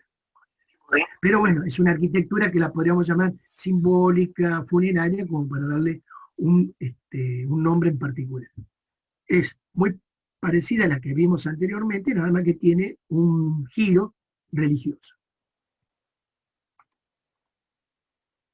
Otro tipo de construcciones, ya con una cierta, fíjense cómo cada vez vamos viendo construcciones que tienen un poquito más de manejo del material, y como el material ya no es utilizado de manera cruda, como viene directamente del sector o de la geografía o de la región, sino que ya le van dando una cierta forma y un cierto criterio. En este caso, los griegos han dado un gran avance en la manufactura de las piezas y ya darle sí un sentido estructural pleno. En este caso, y nociones en matemática. Perdón. Y nociones en matemática para construir. Por supuesto que el avance cultural tiene que ver con el manejo de las ciencias, con el manejo de los aspectos de los métodos, con el manejo de la geometría, con el manejo de las herramientas que puedo llegar a preparar para generar todo este tipo de intervenciones. Gracias, Marcos. Y estamos viendo cómo este templete muy interesante de Delfo, circular, una tipología muy particular de templete, pero fíjense lo interesante de lo que es el templete, y prácticamente le estás mostrando en estas ruinas arqueológicas cómo fueron las partes de ese muro, de ese templete, para ir conformándose. Una especie de perímetro, una especie de galería, y la parte central del recinto donde estaría la escultura o el monumento de por sí generado para el Afroditas. Columnas apilables, una tras otras, piezas que tienen unas ciertas dimensiones donde por apilamiento voy levantando las columnas con una clave en el medio tipo perno, para que ustedes más o menos lo grafiquen, en donde todas esas columnitas por piezas redondas, trabajadas, dándole ciertos órdenes, corintio, las distintas expresiones artísticas que manejaban los griegos en su momento, los frisos, que serían los dinteles para nosotros, pero también con un cierto rigor estético en donde el simbolismo también se trabajaba en este tipo de piedra. Es decir, los griegos generaron una construcción muy sofisticada y de mucho refinamiento en cuanto a las terminaciones y a las piezas que fueron construyendo. Obviamente una cultura muy avanzada ya en el tiempo, que fue generando todo este tipo de construcciones en particular. En esta ruina ustedes ven todas las piezas que se pudieron encontrar de cada uno de los elementos, tanto del templo como los espacios secundarios que estaban alrededor. Estas construcciones casi nunca se le han encontrado las techumbres, porque consideramos, o se considera por supuesto, uno no lo ha descubierto a esto, que los techos han sido livianos y que los vientos, las grandes movimientos de suelos y demás, han derrumbado lo que prácticamente es liviano, y lo que ha sido más robusto ha quedado en pie en algunas partes. En este caso ustedes ven el templo modelo griego, en donde vemos cada una de las partes que generaron este tipo de espacio. Fíjense lo que les decía hoy. Piezas por piezas, como ustedes ven en las columnas, con un orificio en el medio, en donde se le iba poniendo un perno y se iba anclando cada una de las piezas por superposición y apilamiento. Después vendrían los frisos, ¿eh? Esto que decíamos nosotros de que trabajaban como dintel. ¿Eh? Cada columna tenía un elemento en particular que, más allá de su coronamiento con una expresión artística, tenía esta pieza que era el capitel.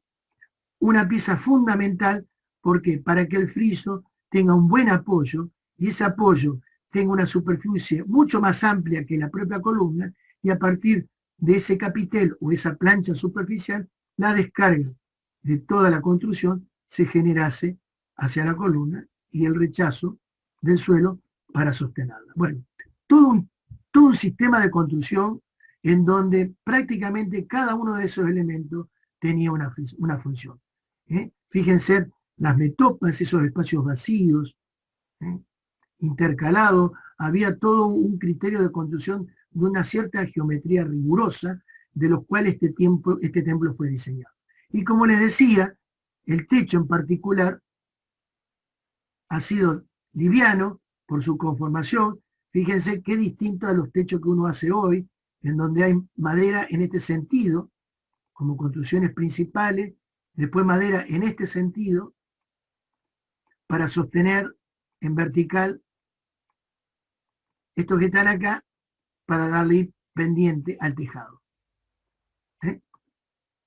Fíjense qué manera distinta de construir un techo hoy que se tiene. Evidentemente, el conocimiento que estas culturas han tenido en la época le han llevado a un desarrollo muy pragmático de construcción. Tratar de conocer las piezas, ver las proporciones y las secciones. Bueno, han tenido un conocimiento de la construcción muy sofisticado y muy avanzado con respecto a otras civilizaciones. Decíamos que los techos evidentemente eran livianos porque justamente los grandes vientos de la zona lo han derrumbado prácticamente todo y han quedado firmes las piezas más robustas como las que ustedes vieron en la fotografía. ¿Vamos bien hasta ahí? El único que participa es Marco hasta ahora. Sí, profe. Ahí tienen una imagen un poquito más cerca de cómo eran. Hay cosas en el chat, por eso por ahí. No, por eso les digo a ustedes que en todo caso no interrumpan si quieren ustedes con la pregunta de los chicos, si no lo quieren hacer de manera verbal, interrumpimos y la charlamos, no hay problema. Fíjense que en el Partenón, o sea, estábamos hablando del templo anterior, ¿no? Cómo esos espacios intersticiales entre cada uno de los elementos para entrar al templo propiamente dicho, son espacios totalmente escasos para el uso de la gente. En realidad, los templos no eran para el uso de la gente, sino más bien era para la contemplación. Prácticamente estos templos no eran para habitarse, para las personas vulgares para la época, sino que era el templo justamente de la persona por el cual se lo estaban venerando. La Acrópolis, que es la ciudad sagrada de Atenas, este templo está en la punta de todo ese lugar en donde manifiesta el poder religioso que tenían en la época. No se olviden que la religión en esa época era el poder que decía quién es bueno y quién es malo. Muy distinto a la democracia que tenemos hoy. Los acueductos, muy conocidos por los romanos, que de alguna manera los romanos han sofisticado el uso del arco. Fíjense que acá prácticamente... El arco de medio punto. De medio punto. Fíjense que acá prácticamente ustedes ven estas piezas de arcos que están armadas por pequeñas piecitas que se van autoclavando cada una de ellas. Ya se lo voy a mostrar. Fíjense. Cada piecita se va apoyando con la otra. Y llegamos a la gran pieza principal, que es la clave. Lo mismo del otro lado. Es decir, que es una construcción que si bien se necesita un pequeño moldecito con la forma del medio punto para sostener en su armado, una vez construido, más allá si tiene mezcla o no tiene mezcla, el arco no se cae. Por eso es un elemento de compresión, porque cada una de sus piezas se comprimen entre sí y no tienen otro tipo de esfuerzo que autosostenerse. Por eso cuando uno construye hoy un arco, si está bien hecho, enseguida se debe sacar la cimbra, que uno le llama, que es una especie de encofrado, a ver si se lo puedo dibujar acá,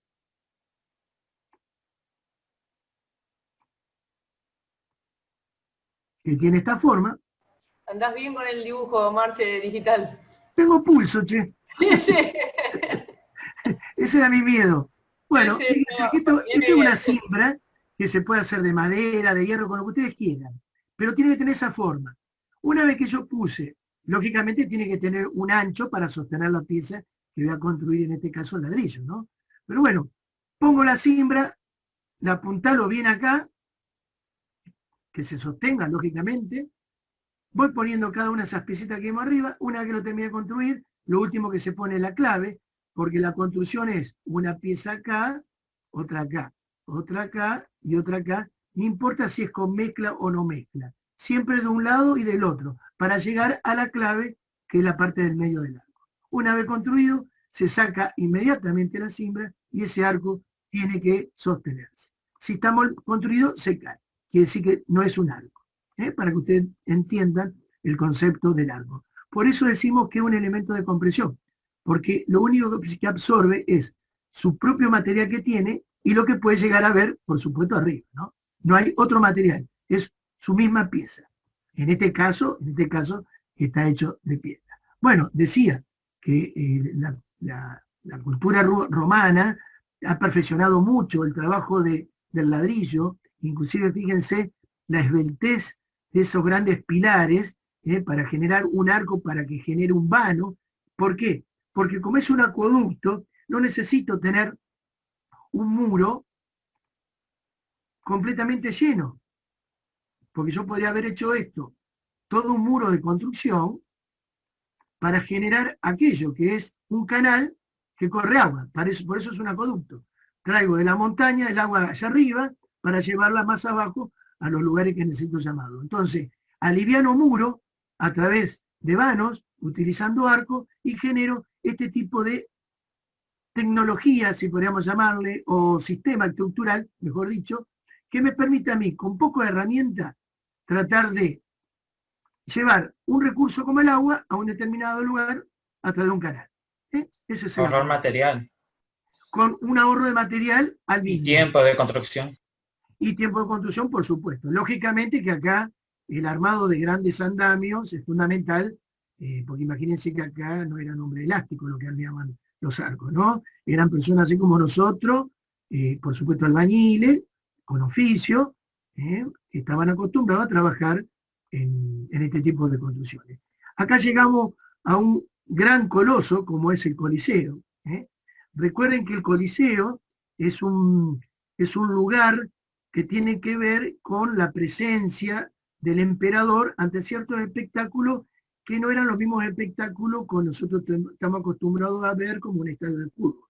En realidad, el Coliseo se generó como tal porque el Imperio Romano, una vez que redujo a la cultura griega, dijeron los mismos romanos, dicen en la historia, que el hecho de ganarle al Imperio griego toda su cultura, una especie de transculturación, llamaríamos hoy, no solamente lo hemos dominado, sino que le hemos dominado su cultura, su arquitectura y todo su simbolismo estético con respecto a su gran cultura. Entonces el Coliseo romano, veamos, acá lo podemos ver un poco mejor, está generado no solamente como que cada una de las partes manifiesta una pieza arquitectónica de pisos para generar esas grandes tribunas, sino que a su vez cada parte del edificio tiene una parte de lo que fue la cultura griega. Es decir, el edificio es una muestra cabal del gran poderío que tenía el Imperio Romano en la época. Y cómo las culturas que ellos conquistaban, de alguna manera lo manifestaban en este tipo de edificios. Y decíamos que el anfiteatro es justamente una arquitectura que tiene que ver, vamos a ir a la de atrás. Perdón, acá no la veo bien, a ver si tengo otra, no. Bueno, decíamos que la arquitectura, como es el anfiteatro romano, viene a ser, fíjense, lo habilidosos y la cultura de imperio que tenían los romanos. En realidad, el anfiteatro son dos teatros griegos. ¿Por qué? ¿Se acuerdan el teatro que habíamos visto natural en su momento, que no era griego, en donde prácticamente era un hemiciclo con pequeñas El de Petra. El de Petra, perfecto, Marcos. Me va a dar bien como apuntador, Marcos, te voy a contratar. Voy a pedir una simple para vos. Conrado, por las dudas. Porque acá Marcos Conrado tengo. ¿Son los dos? Ajá, pero Conrado es el primero, por eso. Bien, Conrado, listo. Bueno, sí, hablábamos, Conrado. Decíamos que el anfiteatro el teatro de Pietra es un típico teatro parecido al del griego. ¿Por qué? Porque los griegos necesitaban expresar la oración, sus conocimientos, la oración, como medio de expresión de sus avances culturales. Por eso era un hemiciclo, porque la centralidad estaba dada en el orador. No necesitaba que el orador tenga espalda, sino que el escenario era el orador mismo. Entonces por eso era una mitad de un hemiciclo. Lógicamente que los romanos, a ellos no les interesaba que fuera un hemiciclo, porque en realidad no iba a haber un orador, sino que en el centro de la arena, por eso hay dos hemiciclos que en realidad no hacen un círculo entero, sino que es elíptico, porque ellos consideraban que no tenía que haber ninguna persona que esté por fuera de lo que es el circo en general. Todos tenían que ser protagonistas de ese gran espacio central. Entonces, por eso una especie elíptica, es decir, más personas entraban. Y de esa manera, ellos en su conquista tenían que demostrar al romanito, que era por supuesto el pequeño joven romano que iba a ser emperador o soldado en el día de mañana, tenía que demostrar cómo el poderío del Imperio Romano se manifestaba en la arena. ¿Y quiénes luchaban? Los gladiadores, los esclavos y las distintas personas que en el camino iban esclavizando para que se potencien en la lucha el poderío de los cuales ellos consideraban que debía ser un circo para ellos por el hecho de que tenían un imperio que podía manejar a todo el mundo. Y que la arena era una demostración de cómo aquellas personas súbitas al emperador, a través de una contienda, ganaba el mejor y el otro mejor después iba a luchar con otro mejor, y así era sucesivamente la lucha en ese lugar. En realidad era una especie de enseñanza del poderío del Imperio Romano a través de este gran evento arquitectónico como lo es el Coliseo. Lamentablemente, nosotros, en el Mundial del 78, tuvimos una cosa muy parecida a esta, que ya no eran coliseos, sino que eran estadios de fútbol, Mundial del 78, donde se estaba haciendo una contienda mundial, se estaba jugando el Mundial de Fútbol, y por fuera pasaban muchas cosas, por el cual después el país descubrió. Un poco la mecánica de estas cuestiones masivas son muy parecidas. Bueno, otro tipo de construcción, la cúpula, que es aquel elemento que prácticamente es una semiesfera, que tiene esta característica. Hay 1000 formas de construirla. Tipológicamente, esta es la forma. Puede ser una masa, puede ser entramado, es decir, distintas formas de cúpula y distintas formas de cúpula de acuerdo a las culturas. Entonces ustedes tienen una gran variedad de esta tipología estructural. Fíjense en las características de estas culturas muy clásicas en las iglesias cristianas, en donde se cruzan las distintas naves, como en este caso estamos hablando de San Pedro, la cúpula de San Pedro. Fíjense esos pequeños arcos o semiarcos hacia un centro que era el lucernario, como anillo circular, para que entre la luz a ese gran espacio central en el encuentro de la cruz latina. Una cruz latina que tiene una ala principal y otra ala secundaria que cruza, y en el centro se generaban este tipo de cúpulas. Lógicamente que todo esto, más allá de cómo se construía, el mensaje era totalmente simbólico, lógicamente. Ahí ustedes tienen una vista de la cúpula mirándola desde adentro, como ese gran lucernario genera esta especie de cielo virtual, ¿sí? Que era un poco la característica simbólica que tienen todas las iglesias cristianas. La ascensión hacia la luz. Marcelo, perdón, ese Sí. es el interior del Panteón Romano. Perdón, ¿era el panteón ese? Ah, mirá vos, entonces lo tengo mezclado. Esto en relación a todo lo que los romanos tomaron de los griegos, como religión también eran politeístas. El Panteón Romano, que está ubicado en el centro de Roma, es un templo que fue construido, a diferencia de otros templos que tenían una divinidad. El Panteón Romano representa una síntesis cultural y religiosa de lo que fue la cultura de los romanos entonces. Por ejemplo, es un templo dedicado a todos los dioses. Y acá no tenían problema tampoco de entrar los cristianos, porque hay toda una mitología construida respecto de la persecución de los cristianos respecto del Imperio Romano.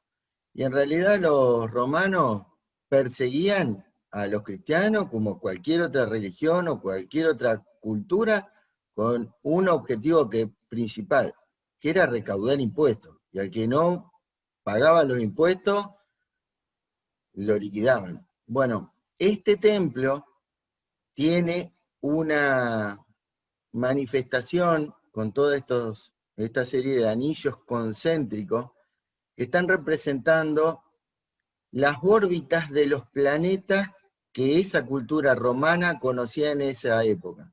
Ellos llegaron a conocer 5 planetas. Y como vamos a ver en la clase que voy a desarrollar a continuación, después de un breve descanso, vamos a estar hablando de estas órbitas de los planetas y del lugar que tiene nuestro planeta y cómo funciona. Pero, bueno, quería señalar esto porque acá lo que vamos a ver después, más adelante, en una clase de estructura, hay toda una tecnología de cómo se conforma estructuralmente una cúpula y demás. Pero bueno, quería hacer esa observación nada más. Hoy, si ustedes tienen la posibilidad de visitar Roma, van a poder encontrar este edificio en pie. Hace un rato uno de los estudiantes preguntaba sobre la perdurabilidad de algunos edificios de arquitectura. Este edificio, como otros tantos que están construidos en piedra, se mantienen en pie.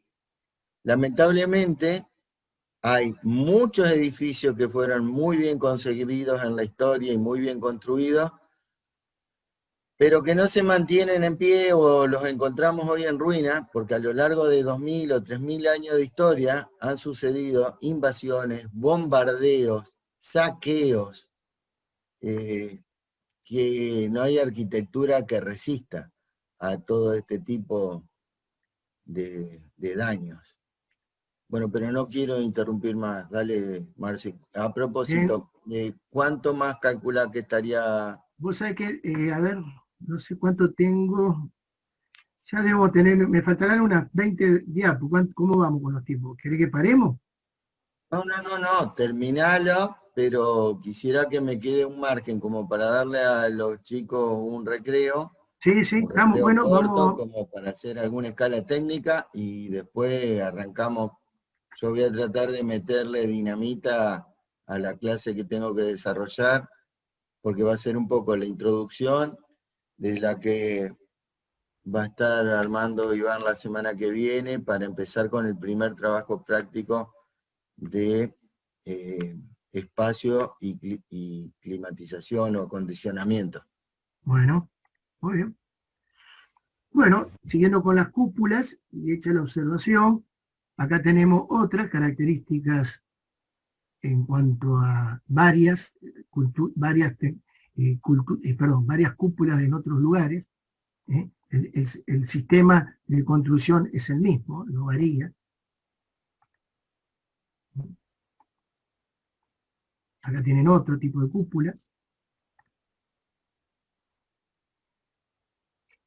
Particularmente Santa Sofía es una construcción que nace con Constantino, que fue un emperador romano, de las cuales prácticamente se dice que es un poco el emperador que quiso afianzar el cristianismo, después de lo que los romanos fueron, a través de lo que sería la fe cristiana en el mundo.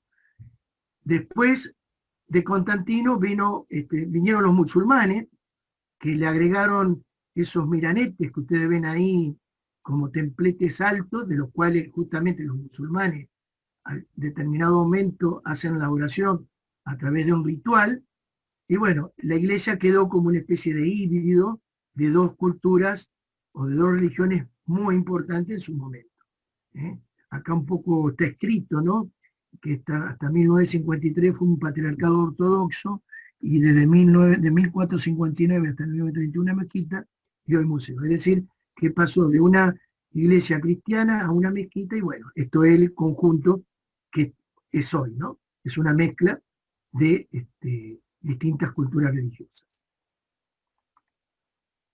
Las bóvedas, otros sistemas constructivos alternativos, de los cuales esas iglesias, y en las iglesias hay una variedad en distintas formas de expresarla, pero en definitiva es un elemento lineal, longitudinal, que va generando esos pequeños espacios a través de esos pequeños arcos entrecruzados entre sí, que van generando esas formas en particular. Un sistema de bóveda que tiene que ver con una angulación. Ya acá estamos empezando a ver ciertas tecnologías que en las bóvedas comunes o en las iglesias románicas comunes uno no veía, que son estos elementos. El arbotante. El arbotante, exactamente. Lo vamos a ver más particularmente, ¿por qué?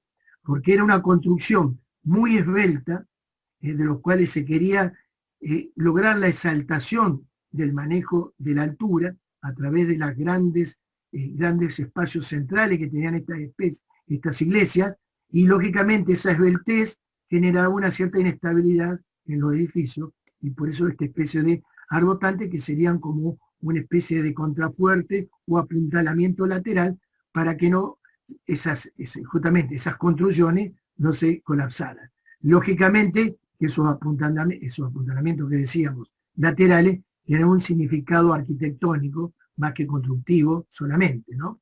Acá tienen un ejemplo un poco más detallado de cómo esos pequeños arcos ojivales, llamados así, ya no era el arco de medio punto, sino que ya tenía otra forma que tiene que ver con aquella punta de tratar de generar el espacio un poco más esbelto, generaban esa sensación espacial con pequeños elementos estructurales y livianos, generado a través también de grandes lucernarios que generaban una policromanía de color a través de sus vitrales, es decir, otra arquitectura con otra expresión simbólica y otra expresión en cuanto a materialidad. Fíjense, en un interior, la escala humana con respecto a esos grandes templos. Un manejo muy interesante de lo que eran los elementos estructurales. Acá tienen en cercanía un ejemplo de esos grandes arbotantes con los pináculos como finales, que son esos pequeños prismitas de forma de conos, con un cierto tallado escultórico propio de las iglesias, en donde cada una de las manifestaciones artísticas están mostrados en los materiales. No solo el material era parte de esa construcción, sino también iban anexados ciertos mensajes simbólicos. Contemporáneamente, ya estamos hablando del siglo XX, construcciones un poco más domésticas, en donde el uso de las cuestiones climatológicas empiezan a tener una relevancia para generar espacios intermedios. En este caso estamos hablando de una arquitectura que tiene que ver con una especie de fuelle o pantalla tamizada a través de maderitas que tienen entre sí llenos y vacíos, que generan una especie de entramado, porque en definitiva es un entramado como el que vimos en algunos ejemplos atrás, y donde esta piel más la piel de atrás genera un microclima que tiene que ver con el control del sol para generar una especie de sombra tamizada. Fíjense en este ejemplo, cómo empezamos a ver el uso del clima, no como lo veíamos en las civilizaciones preindustriales, sino que ahora el clima, si bien es un buen elemento para justamente acondicionar naturalmente una vivienda, cómo yo lo puedo trabajar de tal manera que busco la forma de que me genere espacios intermedios para poder tener un espacio alternativo de existencia, ¿no? Otra forma de tamizar un espacio y controlar esa luz directa a través de una enredadera sobre un sostén de entramado en particular. Estamos hablando de ejemplos de distintas características para que ustedes vean de qué manera se controlan esos espacios intermedios donde yo quiero generar una actividad totalmente distinta a la que acostumbramos a tener, ¿no? Espacios de disfrute, no diría que es una antesala de lo que podría llegar a ser la casa de Pompeya, pero podríamos decir que es una versión mejorada de Pompeya, de nuevos espacios con nuevas características intermedias. Otro ejemplo, otra vista, de cómo vamos tamizando. Acá ya sí vamos a empezar a entrar a lo que va a ser el práctico que viene, de qué manera yo puedo controlar el sol en determinado lugar de la casa con elementos de diseño o de pasivo, que le llamamos nosotros, para decir, bueno, que entre el sol en la manera que yo quiero, tamizado a ciertos lugares para que me dé esa especie de sombra o penumbra. La casa japonesa es una casa muy interesante, porque acá entramos en una vuelta que tiene que ver con un material por el cual ellos utilizan, como es el tatami. El tatami es esta pieza que ustedes ven en el suelo,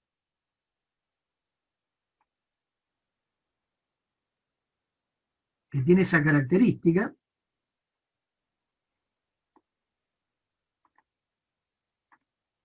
Es una pieza modular, liviana, que ellos lo utilizan prácticamente como elemento para armar sus espacios.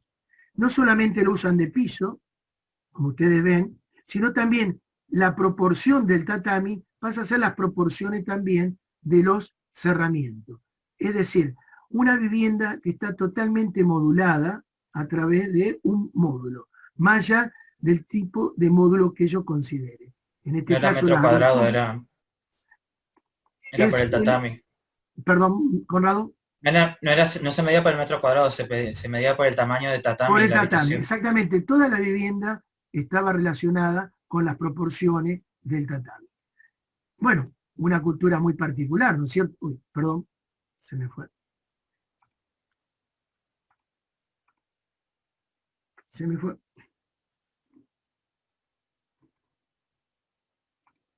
Ahí está, listo. Una arquitectura muy particular que, bueno, No se ve, es, ¿sí? sí, No se ve. Iván, ¿se ve? No, no se ve, no se ve. Ah, Fíjate de compartir de vuelta. voy a tener que entrar al Zoom de nuevo. No, no, estás en el Zoom, pero no No se está ve. en el Zoom. Poné a compartir pantalla, Marcelo. Por eso, perdón, voy a salir de acá.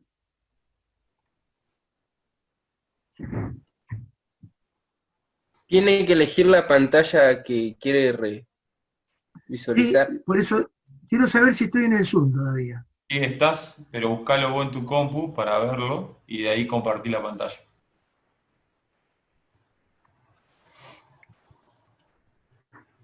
No, no. Capaz que se te cerró, Marce, el archivo. Es que no estoy, vos sabés que los escucho a ustedes. A ver. Aguántenme un segundito.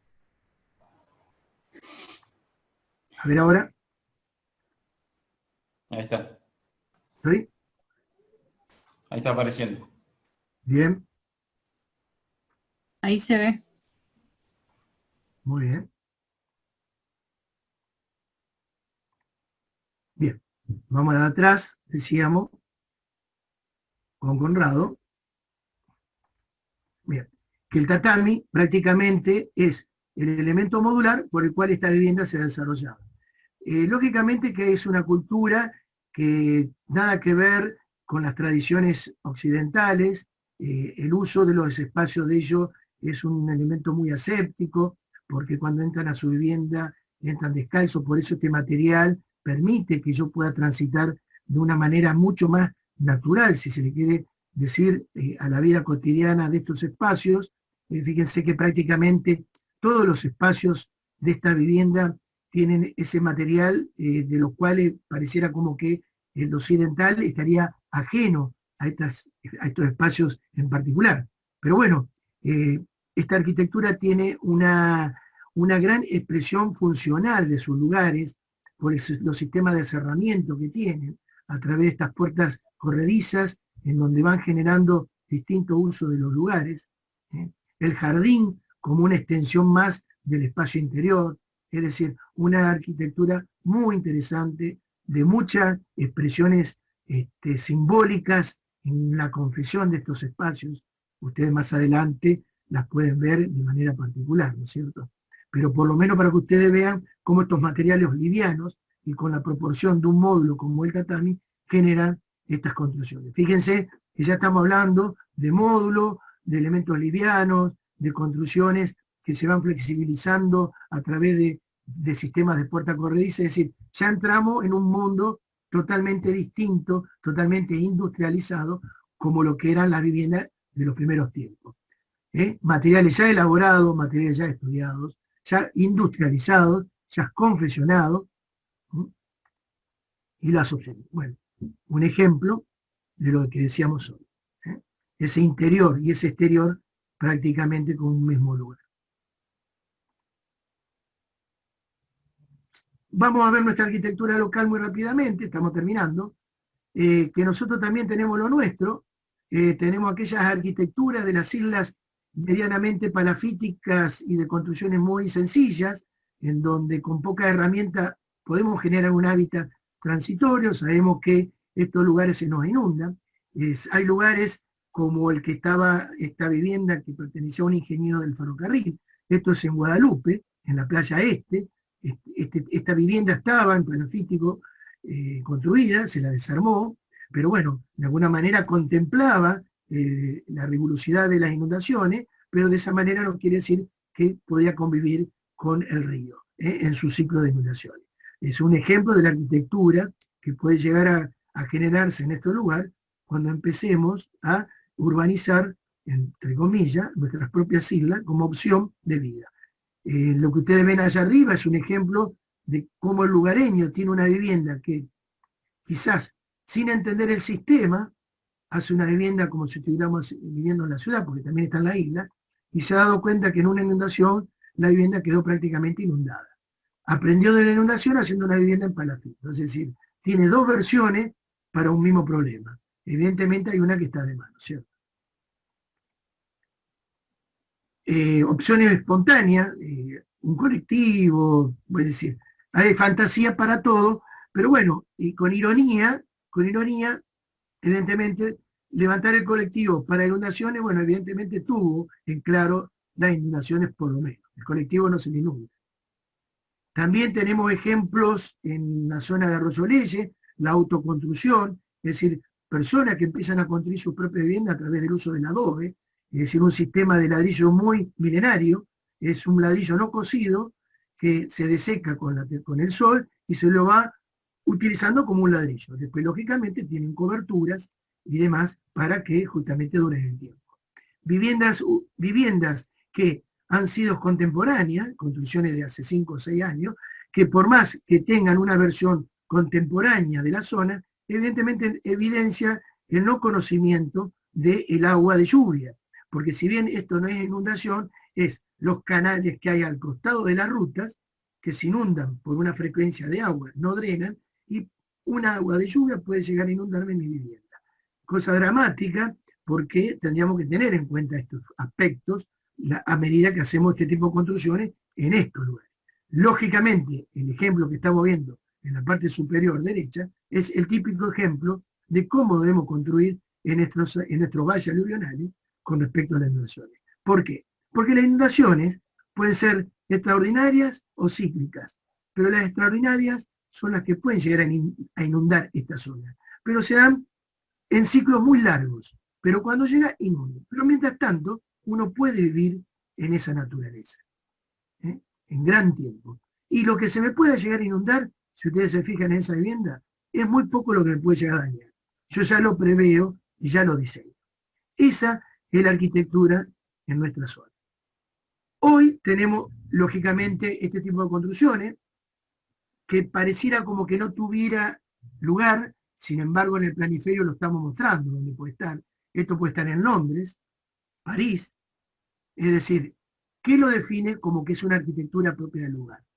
Entramos en una alta tecnología, en donde estas hermosas pieles de vidrio son muy interesantes a la hora de una expresión arquitectónica, pero en definitiva, hasta qué punto este desarrollo tecnológico genera todo un impacto ambiental en la producción de estos materiales, y si en definitiva es la arquitectura que define un poco el lugar. O si en definitiva las Catalinas de Buenos Aires podrían estar en París,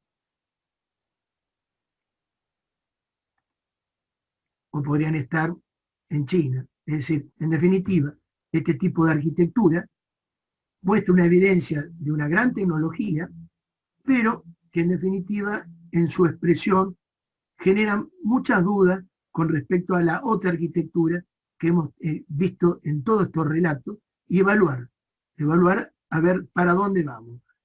Si este tipo de edificios de gran expresividad material entra en disonancia con los edificios que hemos mostrado anterior, o si será una convivencia, y ver de qué manera estos grandes ejemplos tecnológicos son una parte más de toda la tecnología que tenemos disponible en la actualidad. Bueno, es un poco la generalidad que hoy tenemos en la arquitectura en general. Son las distintas manifestaciones en donde aquel avance tecnológico manifiesta ciertos avances también en sus construcciones, y bueno, tenemos un poco todo el panorama en donde nosotros vamos a estudiar en la carrera e ir evaluando cuando nos toque hacer una experiencia de este tipo de proyectos y ver cuáles son los elementos que, en definitiva, ponen en crisis o no este tipo de ejemplos. No sé si terminamos acá. Bueno, para que ustedes vean, es un hotel, a lo mejor all inclusive, que puede estar acá en la Argentina, puede estar en Cuba, puede estar en la India, puede estar en Shanghái o en Dubái. En definitiva, ¿qué lo hace diferente al lugar? Pues el lugar es un inerte, es decir, un elemento que solamente sirve de contexto, pero que en realidad no demuestra la arquitectura del lugar, o si este tipo de elemento es totalmente atemporario, no interesa el contexto, sino interesa el lugar para dar ciertos beneficios y servicios a las distintas personas que tienen la posibilidad de hacer turismo. Cada uno de nosotros sabe cómo quiere ir a recrearse en los distintos lugares del mundo y de qué manera. Hay aquellos que le gustan el all inclusive, o hay aquellos que les gusta convivir con la zona o los poblados del lugar. Más ejemplos. Si yo no le digo que esto es España, nadie sabe que es España. Estados Unidos. Bueno, nosotros también tenemos lo nuestro. Fíjense que estábamos hablando de que cruzamos el puente colgante y estamos en el Valle Aluvional del Paraná. Es toda una zona de isla, no es tierra continental. La tierra continental está de este lado. Sin embargo, es todo un sistema de islas que sabemos. Que el sistema de isla nace una isla, desaparece otra, y así es el sistema. Es un sistema totalmente dinámico el Valle Aluvional del Paraná. Sin embargo, hacemos construcciones que total no tienen una relación con lo urbano, sino que es una construcción que viene a anclarse a un determinado paisaje natural. Y la pregunta es, ¿cuál de los dos es más importante, el puente colgante o el edificio que se planteó en el acto? No es por hacer una crítica al edificio, sino que estamos diciendo cómo valorizamos nuestros símbolos, porque yo creo que nadie en el mundo trata de competir con su símbolo, que es característico a nivel mundial. Sin embargo, el edificio de ATE está en esa disonancia, ¿no? Pero no solamente el edificio de ATE, toda la zona de donde está la ciudad universitaria, el Macro, el Walmart, la vivienda del Pozo, como ustedes ven este ejemplo acá, un colega arquitecto de la zona se debe haber imaginado como Le Corbusier cuando llega a Buenos Aires con grandes torres, bueno, el barrio Pozo habrá imaginado que puede llegar a ser eso, es decir, situaciones estilísticas y de apropiación en lugares que no son típicos de la urbanización, porque estamos hablando del valle aluvional del río Paraná. Es decir, es para pensar, es para evaluar de qué manera ese paisaje es autóctono y es perteneciente al gran territorio del santafesino, para utilizarlo de otra manera, porque no es continental, y ver estas interferencias que por ahí hacen ruido, o quizás estamos muy lejos de convivir con nuestra naturaleza y estaremos pensando en un Manhattan como Nueva York. Bueno, eso es un poco lo que está pasando en nuestras islas. Como ustedes saben, nuestras islas tienen, dentro del municipio santafesino, el 70% de la tierra santafesina, que corresponde al municipio, es ríos, bañados y lagunas. Y el 30% es solamente la ciudad. Quiere decir que tenemos más tierra en los ríos, lagunas y bañados que la propia ciudad. Entonces, ¿por qué ese territorio no puede tener una característica propia con sus características de lo que es su paisaje? Lo hemos visto en la historia, cómo las distintas culturas se han adaptado a sus medios. Y nosotros, ¿por qué estamos llevando situaciones que tienen que ver más con la ciudad que con su propio paisaje? Bueno, eso es un poco lo que tenemos, lo que hay. Así que espero que la clase le haya sido ilustrativo. No los quise cansar, pero la idea era que ustedes de esta manera pudiéramos tener una lectura general y global desde las pequeñas aldeas hasta las grandes construcciones, o high-tech, que le llamamos nosotros, de la arquitectura, y tengan un panorama por el cual ustedes se van a encontrar dentro de la carrera, lógicamente. Y ojo, no es que van a desestimar las aldeas. Hoy estamos hablando de arquitectura sustentable. Estamos más cerca de hablar de la casa de Pompeya que de los high-tech.